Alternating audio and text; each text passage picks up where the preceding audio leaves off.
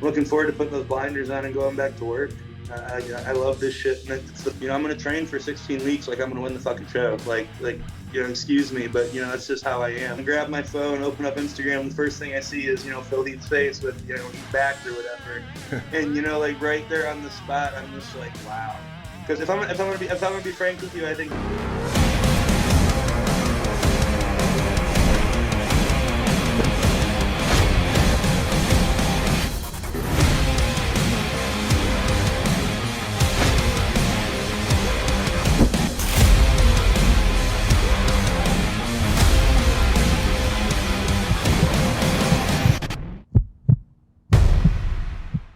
What's up, Desktopers? Xavier Wills here for Desktop Bodybuilding, and in this video I interview Hunter Labrada, the winner of the 2020 Tampa Pro and son of legendary bodybuilder Lee Labrada, and we actually discuss his relationship with his father and if he sees it as a negative or a positive of having a legendary bodybuilder as a father. We also discuss him competing in the 2020 Mr Olympia and versing Phil Heath as well on his comeback as well, and he gives his opinion on that. Plus we discuss his training and much more. If you guys enjoyed this video, please give me a thumbs up and smash that like button. Also subscribe and hit the notification bell button. That way you'll be notified of every video that goes up for myself, Xavier Wills at Desktop Bodybuilding. Anyway guys, on with the video.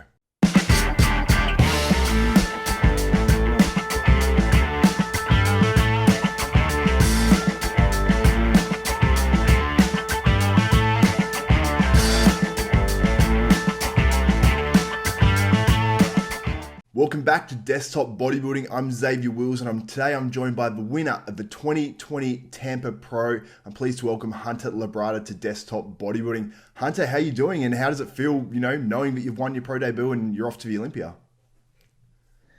Well, first of all, it's great to be on Desktop Bodybuilding, Xavier. You've been putting out some cool content the last couple months, so hats off to you. Thanks, bro.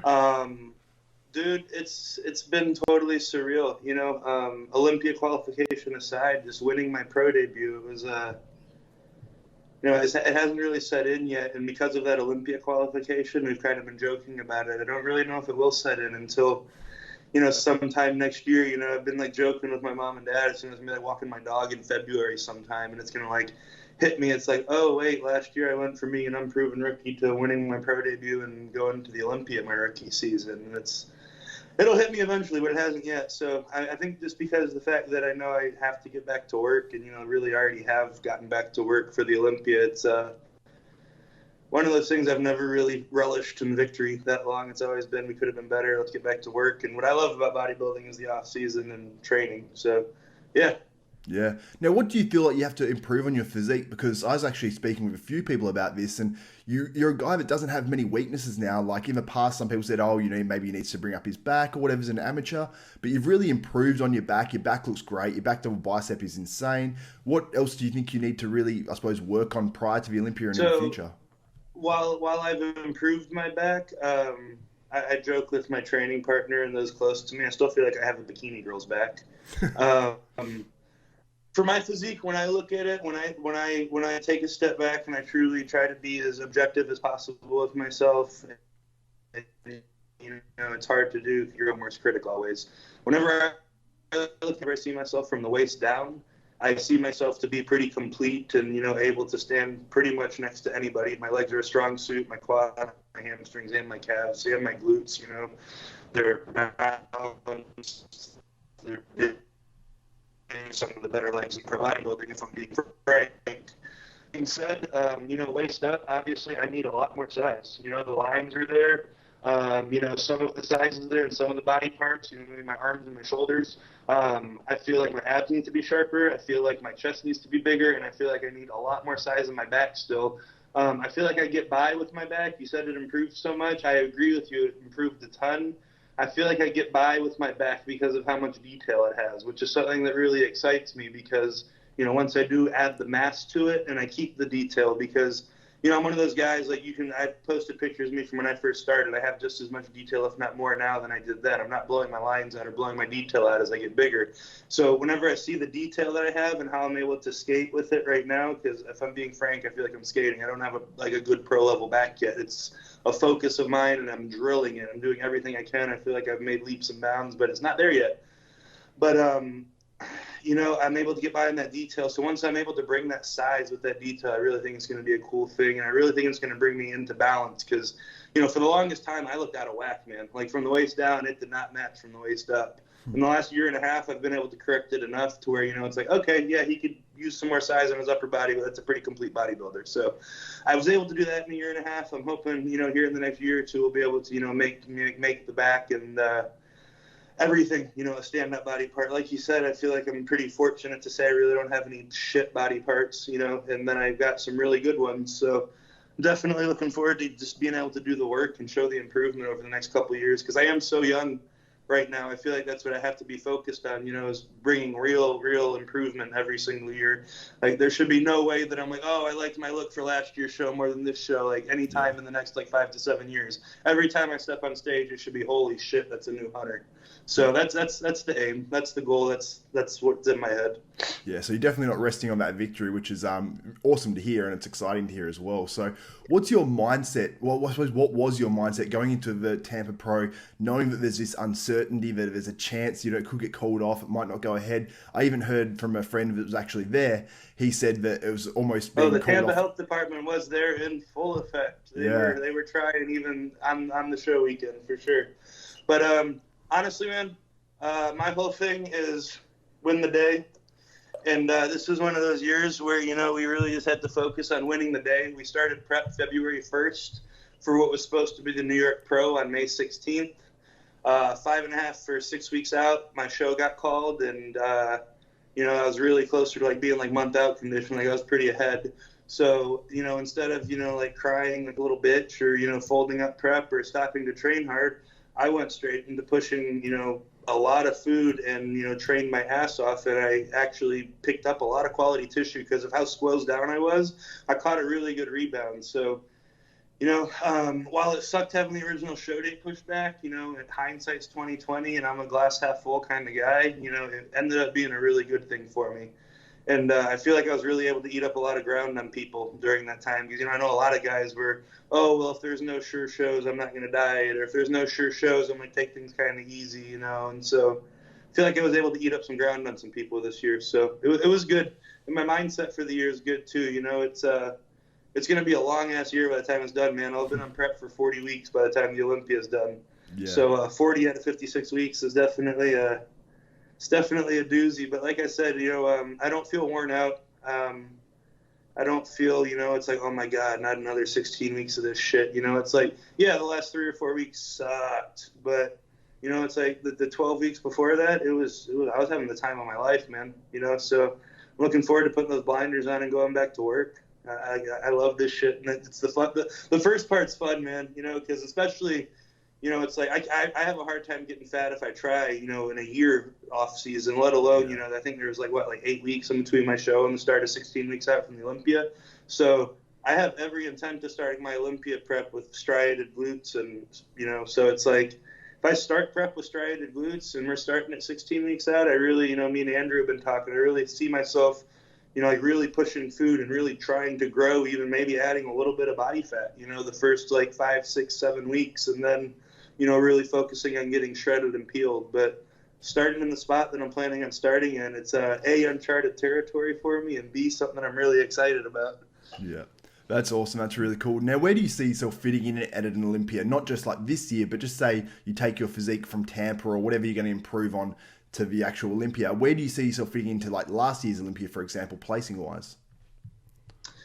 Man, honestly, I've been asked this a couple times, and I'm going to say the same thing to you that I've said to people. I've done one show, and I haven't stood next to any of those guys on the Olympia stage yet. Yeah. So I don't really feel like I've earned the right to say where I think I'll fit in. And, it's one of those things people are going to speculate and speculate and speculate and speculate, and I've heard, people saying things, and I've heard, people who really know what they're talking about saying things. And, at the end of the day, it's flattering to hear what they're saying. But I'm the first one to tell you I realize the Olympia is a different animal than the Tampa Pro. It's, I made a joke after I won Tampa. The Olympia is like going to the zoo. It's lions and tigers and bears. It's they're animals there. So, I'm going into it with I want to see how I stack up next to the best in the world. It's interesting, though, because as an amateur, I did 5 shows and won 5 shows as an amateur. 4 of them I won the overall at, including a national championship. So, I went from a pro to an amateur with that, if you do your work and you work hard, you can't lose mentality. And I very much so took that with me headed into Tampa. All 28 weeks, it wasn't like, some psychobabble bullshit that I was telling myself, like, you're going to win, you're going to win, you're going to win. Like, I believed it with every last bit of myself that, like I had what it took to win that show, physique-wise and between the years. So I was able to maintain that, you take care of business, you win every day mindset, you're going to win the show. And, because I won my pro debut, headed into the Olympia, no one's ever won the Olympia their first time. It hasn't happened. It's not a possibility. I really don't think it ever will happen. So it's if there's a place for me to take my first loss and be able to walk away with me having that winning mentality still intact, it's the Olympia. And, so I couldn't have picked it any better. I'm going to train for 16 weeks like I'm going to win the fucking show. Like, excuse me, but, that's just how I am. Like, I wouldn't be doing it, just a half-ass it and be like, oh, hey, guys, I'm here. I got the best seat in the house. I get to stand off on the side and watch y'all compete. Like, no. That's not how it's going to be. But, at the end of the day, I do have to be realistic with myself. But like I said, I take a lot of, comfort in the fact that, after the smoke settles from the Olympia and I set my sights on a show next year, I'm very much so going to have that, you work your ass off, leaves no stone unturned, and you win every day, then you're going to win the show mentality. So I'm excited to be able to take that with me to the next show after the Olympia. Yeah, that's awesome. Now, Phil Heath is, just announced he's competing in the 2020 Olympia, which is I just had dinner with him Saturday night in Denver. Yeah. Oh, awesome. And how do you feel about that? What's your first reaction when you hear Phil Heath's going to compete in the 2020 Olympia and you're going to be on stage at the same time as a 7-time Mr. Olympia? Well, you're also Flex Lewis, also Brandon Curry. The way I found out was I woke up the morning of the announcement, grabbed my phone, open up Instagram. The first thing I see is, Phil Heath's face with, he's back or whatever. And, like right there on the spot, I'm just like, wow. Because if I'm gonna be frank with you, I think he's gonna win number 8. I think he's gonna make history. And with how fresh his body is, how much time off he's had, and just the landscape of things, I really think, he's going to win his number 8. So that being said, I'm really excited to be a part of the battle, I don't have to watch it this year. It's crazy to say that, but, he's one of the greatest ever, and it's going to be, it'll be cool. It'll be cool to see him do his thing, man. It really will be. I'm stoked. It's going to be a historical Olympia for, quite a few reasons. December instead of September. We're back on the strip where, we got Phil going for number 8. It's an exciting year. 2020 started off real rough, but, it's been an exciting couple weeks for bodybuilding so far. Absolutely. Now, your dad and your mum were both at your show in Tampa. My friend was actually there, and he said the most exciting thing he had of the whole show was watching you on stage and then looking at your dad, looking at your dad and seeing the reaction. And Brandon Curry actually said the same thing when I heard an interview with him on Fuad Abiad's channel, which was really cool to hear. Now, I've heard your dad will help you with your posing routine. It seems like he takes like a somewhat active role in your prep, at least, in terms of helping out and guiding you and things like that. But how's your relationship with your dad? And I suppose, how does it feel to be, the son of a bodybuilding legend? Do you battle with that at all? Or is that something that you embrace? How does it feel? No, man, it's definitely something I embrace. At the end of the day, like, if you're a fan of bodybuilding, like, you got to find what's going on kind of cool.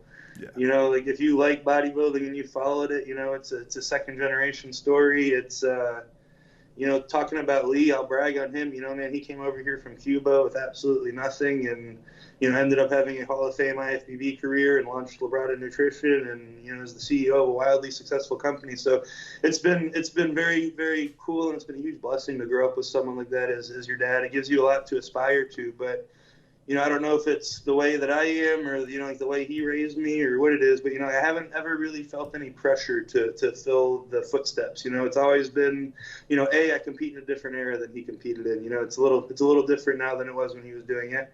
And B, I really do have my own physique. While I have so much of, his lines and, similar body parts and this and that, the heaviest he ever was on stage was 190. I was 250 for all practical intents and purposes. At Tampa, I was 247. Wow.